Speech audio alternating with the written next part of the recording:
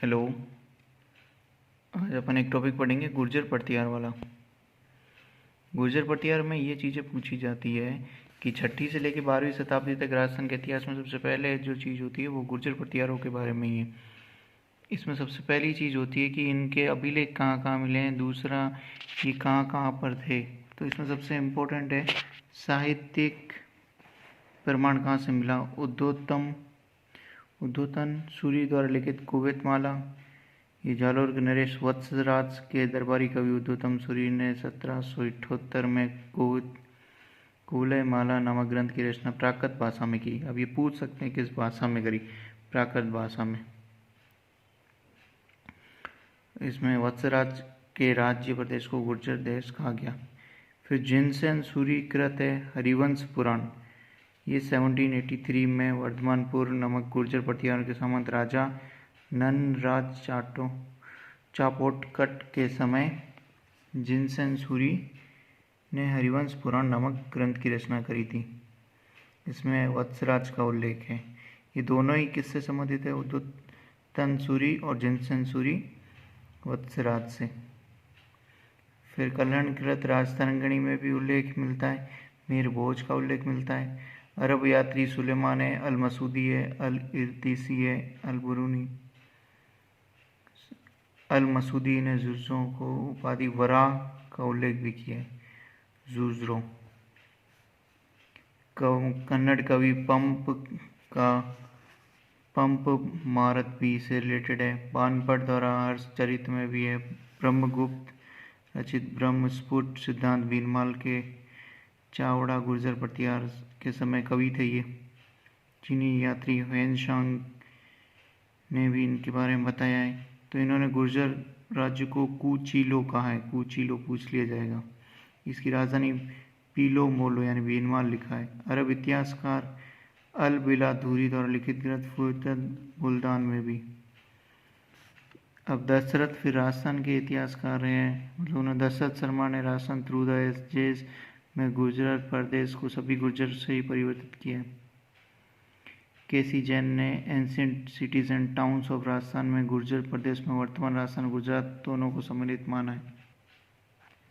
फिर उसके बाद में डॉक्टर ओझा गुर्जरेश्वर और गुर्जर शब्दों का अर्थ देश विशेष में लेते हैं। कर्नल जेम्स टॉड ने गुर्जरत्रा का नाम रायथान दिया है।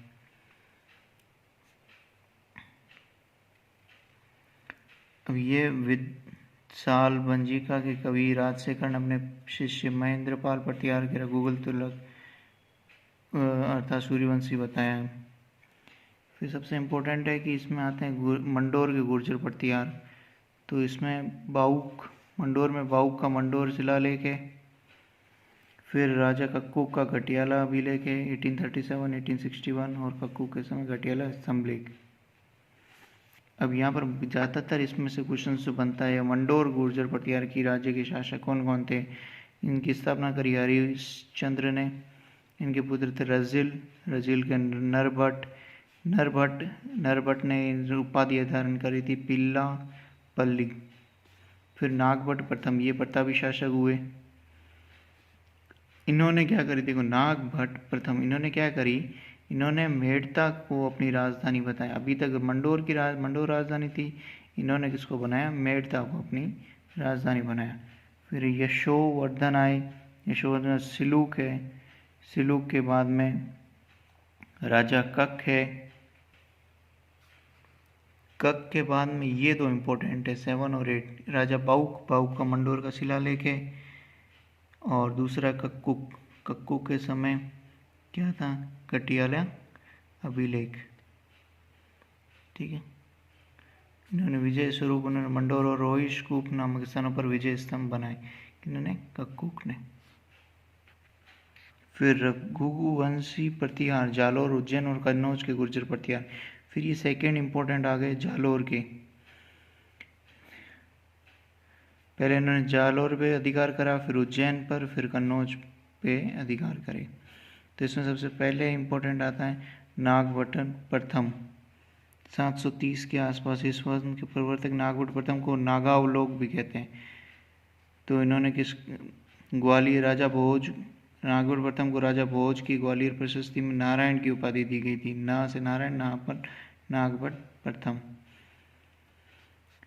फिर नारायण का अवतार इनको बोला गया है। फिर इन्होंने अवंती के प्राचीन नगर उज्जैन को उसने अपनी राजधानी बनाया।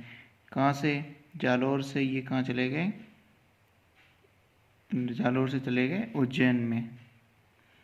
फिर इन दक्षिण के लाट देश पर नागभट्ट का अधिकार था। इसका हमें हंसोट ताम्रपद अभिलेख से पता लगता है। फिर इसमें इम्पोर्टेंट ये है कि नागभट्ट द्वितीय है, उससे पहले है महाराज वत्सराज। यहाँ पर भी वत्सराज है।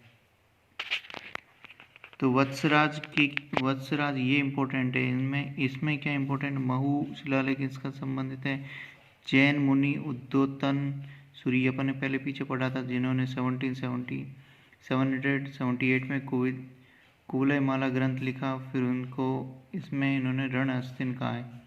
1783 में हरिवंश पुराण नामक जैन ग्रंथ की रचना करी जैन सुनी जिनसेन ने। इन्होंने वत्सराज ने राजधानी कहाँ चेंज कर दी? वापस जालौर। ठीक है। फिर नागभट्ट द्वितीय ने अपनी राजधानी कहाँ से वापस? नागभट्ट प्रथम ने उज्जैन करी थी, इन्होंने कन्नौज को अपनी राजधानी बना दिया। इन्होंने क्या क्या चीज़ें करी? इन्होंने परम भट्टारक महाराजा धीराज परमेश्वर की उपाधि धारण करी।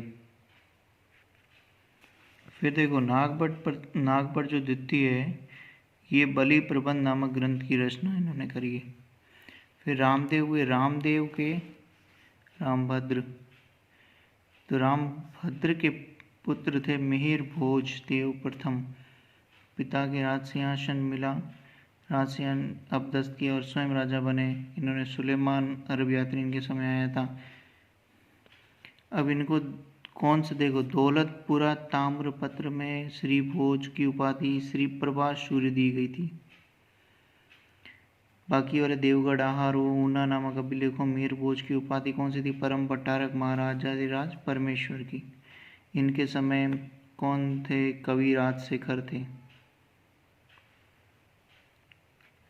फिर उसके बाद में महेंद्रपाल प्रथम आए। तो महेंद्रपाल को महेंद्रायुध, निर्भय राज, निर्भय नरेश भी कहते हैं। काव्य मीमांसा, कपूर मंजरी, विद्यशाला भंजिका, बाल रामायण, बाल भारत आदि ग्रंथों के कर्ता रहा। कवि राजशेखर उनके गुरु थे। राजशेखर ने विद्यशाला भंजिका में अपने शिष्य महेंद्रपाल को रघुकुल तिलक, कपूर मंजरी में महाराष्ट्र चूड़ामणि तथा बाल भारती में रघु ग्रामणी कहा है। राजशेखर ने बाल भारत नाटक में महेंद्रपाल के पुत्र महिपाल को रघुवंश मुक्तामणि तथा आर्यावर्त का महाराजा ऋतुराज कहा है। फिर महाराज भोजदेव द्वितीय, फिर महाराज महिपाल, फिर अन्य शासक होते रहे, परंतु ये इम्पोर्टेंट है कि राज्यपाल देव सबसे लास्ट शासक थे। Okay, all the best.